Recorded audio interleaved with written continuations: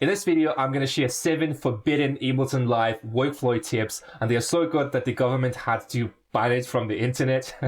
But really, they are so good that you're going to produce 10 times faster when you start using them in your production process, because that's the same result that I've got myself. And for those of you who are new to the channel, my name is Vlad, and I create superstar music producers. If you're interested in music coaching and you want to work on your production, mixing, sound design skills, all the links are down below. Feel free to book a call, send me a message. And without further talking, let's get straight into the video. So tip number 1 is going to be having your own sample library. And I don't understand why nobody on YouTube is talking about that, because that's such overpowered thing to have. So let's say that you have a track. So I made a little demo here just for the sake of demonstration. And let's say I need some sounds to put into this project. So instead of making new sounds from scratch, I could just go to my sample library and let's say I really like using this sound.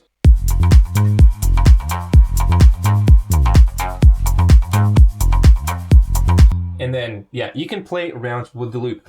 But the most important thing with the sample library is, first of all, it will help you to have your distinctive and signature sound in every single track, because you are reusing the sounds that you used in the other tracks. Now, when it comes to creating your own sample library, a really important concept is to organize it in the right way. So here is an example of how you could potentially organize it. I know for every single person is going to be different. So that's just like the overall logic. Let's say we have the root folder. And then in the root folder, you have different subfolder. Let's say like atmospheres, melodic, effects, just like 3 examples. And then every single subfolder has even more subfolders with those sounds. Let's say like pads, guitars, arps that goes into the melodic. And then the atmospheres you can also group by, let's say, low frequency atmospheres, like reverse, sweeps, whatever feels comfortable to you. And then the same thing goes to effects, sweeps, impacts. So let me quickly show you how I'm organizing my library. So for example, if we go here, you can see that in the effects, I have a lot of different folders like downlifters, glitch, hits. So for downlifters, it's like a really basic sound, something like this. Maybe for the rises, something like this. And it's really, really comfortable to navigate through the library this way, because everything is like nice and organized. Let's say I'm looking for like different sounds. Since I play a couple of instruments, I have some flute sounds. Let's say it's going to be something like this. And then we can put it here in the project. And then you see that I have a long loop, which is really, really nice. And if I play it, it's going to sound like this.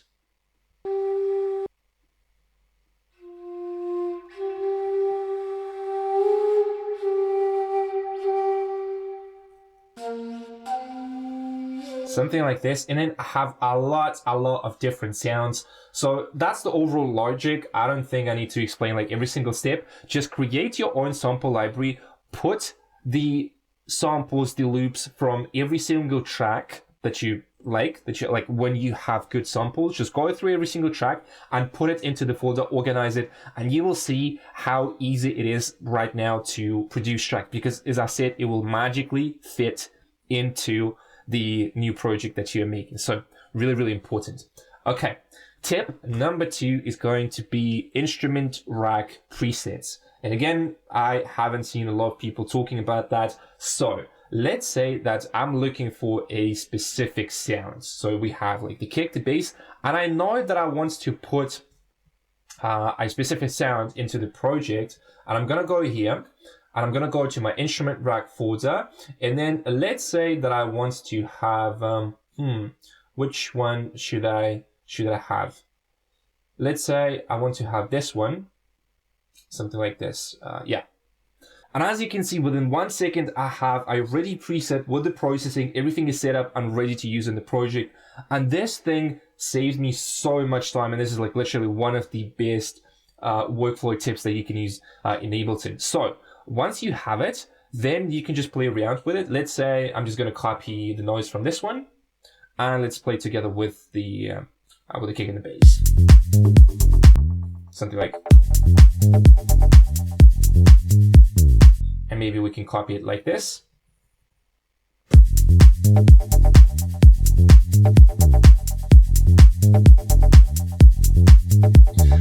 now you can imagine how much time I would have spent if I would do the preset from scratch. And this is like how I was doing before. You know, I was just literally making the same sounds from scratch. I was just too lazy to like put it into the instrument rack. And this is like really, really stupid.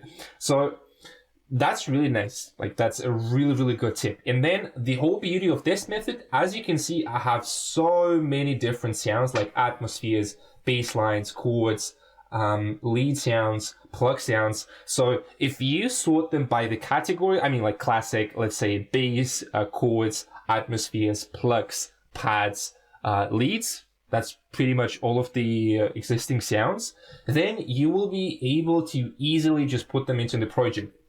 One cool thing about that, even if I'm using, let's say, a preset from a synthesizer, so instead of opening a synthesizer, let's say it's going to be Serum, I'm going to do like this. So I have to go through the, let's say, have to go through the preset and find the right one here. Like it takes that extra time, like an extra couple of seconds. And when you are doing those kind of activities, like every single time, it will take you minutes, hours, and you're just going to waste your time. So it's way better to just, you know, group the whole thing, even if it's just like a preset without any additional processing. But right now, you have it.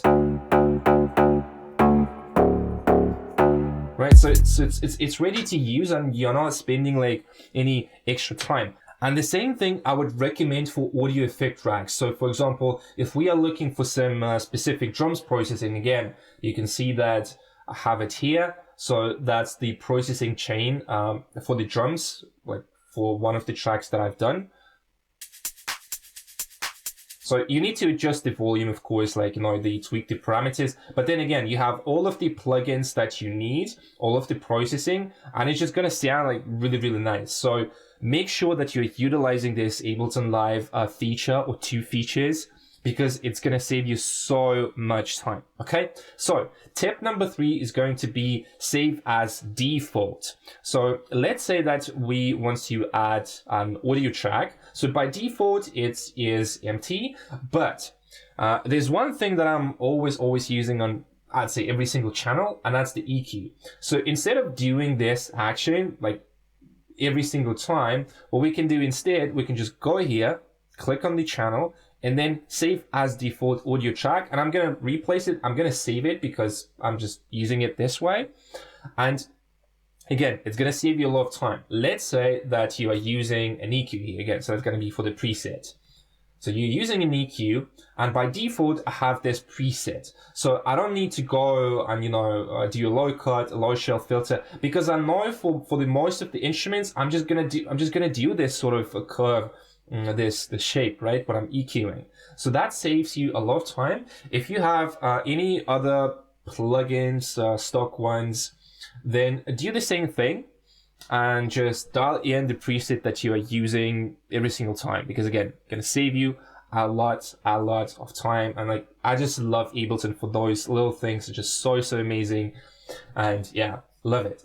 Tip number 4, templates for different styles of music. So if you are producing, let's say like techno, tech house, maybe other genre, then it's really important to have a template. So for example, the sound that you've heard here, I just made it like really quick for the sake of this video to show you how easy it is to start a track with a template. So I already have all of the sounds that I'm using. I know it's just like, you know, lead, piano stab, and a chord. So all together it sounds like this. Wait, something happens to the bass.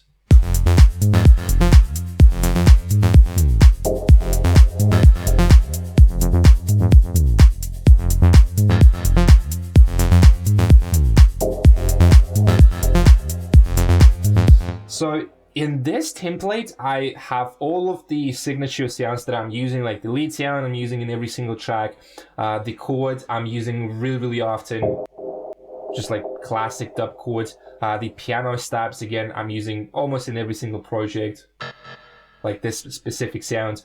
And you can put as many sounds as you want into this template, as long as it feels comfortable And those are like the basic sounds that you're using to develop the idea. And then of course you can add more, but make sure that you add sounds that you like, that you're using in this like specific style, like genre of music. Same goes for the bass. So this is sort of the bass sound that I would have in every single track. It's like really like elegant, it's smooth, it's deep, it's soft.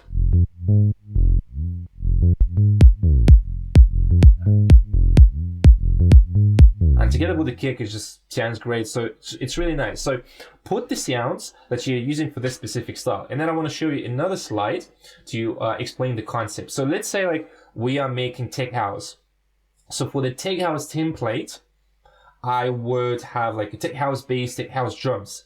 And it's going to be completely different from melodic techno if I'm about to make melodic techno. So for melodic techno, I'm going to use another bass. I'm going to use another like ARP and melodic sounds because it's different. So for every single style that you're making, just make it. So for every single style that you're making, just make a simple template with all of the sounds, all of the processing. And then again, I recommend having the basic processing. For example, on the groups, I have the sidechain, and for the start, it's enough. Same thing on the drums. Wait, actually not yet, but then again, I could put sidechain here, just dial in the settings from the kick, just like this, right? And the same for the bass. So you can see that I have sidechain here, I have a bit of saturation, and then on the group, I don't have anything yet. But just put something, because again, it's going to save you a lot of time. And when you open a template, it's just so easy to start making an idea and then develop into the whole track. And one more thing about the template, I would really, really recommend is set up the return channel. Let's say like the reverb. So one's going to be like the whole reverb. It's going to be the long one. The second is going to be like plate reverb, which is sort of like in the middle. It's like not too small, not too big. Then it's going to be the room reverb. That's the smallest and the shortest reverb. And then you can be a bit creative with a delay. But I would say for the start, having 3 reverb channels and 1 delay channel is enough. And then you can just copy the return channels from your previous tracks if you had something that, sounded good. Okay. So really, really great tip. I love it, and, use it, and it's going to be so easy to make tracks. Okay. The next thing is going to be collection. So in Ableton Live, you can see that we have different colors, and for different colors, I'm using different sort of like presets, or like whatever name you call them. So let's say I'm going to go to the FX section, and in FX section, I don't have like every single effect here because I'm intentionally just putting the effects that I'm using all the time. So I just have like quite a few, not a lot of them. Same goes for the mixing. I'm not putting every single plugin in there, and I'm not like splitting it by the category, like compressor, EQ, all of that. I just know that, hey, like I need 2-3 compressors, like 1-2 EQs, 2-3 saturators, and that's pretty much it. So not a lot of plugins here. So for the red one, it's all of the synthesizers that I have. So you can see that, yeah, I have a lot of them, but then again, I'm not using a lot of them. So just make sure you put everything that you're using. And the gray one is all of the presets here. So instrument rack, audio effect rack, really easy and really nice to navigate this way. So just love it. So really simple tip, but make sure you utilize it because it's gonna make the production process so much easier. Okay, so the next step is going to be color coding. And when I see people work on the project and they don't have like proper groups, color coding, it just drives me nuts, because when you look at a good project, let's say, I know it's a really simple one, but I can see the colors like right away. I know that the yellow one is the low end. I know that the pink one is the drums, instruments, and then I have same colors in every single track. And because I have it, then I can just look at the project, and let's say like here we have a break, and I don't see any drums on the low end. I can see just the orange. I instantly understand that here I just have my instruments, and that's it. And it's just really, really easy to navigate through the project this way. If you're not doing that, like you're literally just taking away so much of your attention, because you're going to get distracted. You're going to think about, oh, like, is it the kick, the bass? And then if you have different colors in different projects, again, it's not really smart to do it this way. So proper grouping, color coding, makes navigation in the project so easy. So make sure you utilize that. And then again, let's say I want to add like FX, so that's going to be for the FX. And then I know that for the vocals, insert audio track, that's going to be like the vocals. We have this color. And then the last one for the atmospheres, I'm going to use white one. Sometimes I may have more, so you can freestyle, but those 6 colors are the basic colors that I use like in every single track. So yeah, again, really useful tip. And the last tip for today is going to be saving groups in Ableton Live. I don't know if you knew that you can save groups in Ableton Live, but it's just really nice way to speed up the production process. So I'm going to show you one example. I'm going to go to my user library and I'm going to go to this group. So this is a drum group from one of the tracks that I produced. And you can see that when I copy the group, I have the whole group that was in that track with all of the channels, all of the processing. So I can just, let's say, copy it like this. And I can put it here. And we're going to have ready drums that sound good because I know I use them in the other project, right? So we can just use the drums like this. I'm going to mute this one and you're going to hear. So really nice, like a minimal drum pattern and with the kick in the bass.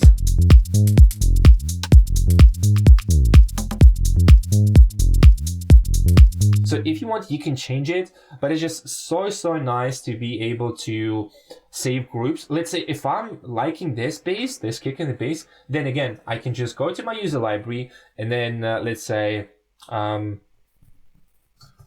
like kick plus bass, say 1, whatever name you prefer for that, doesn't really matter.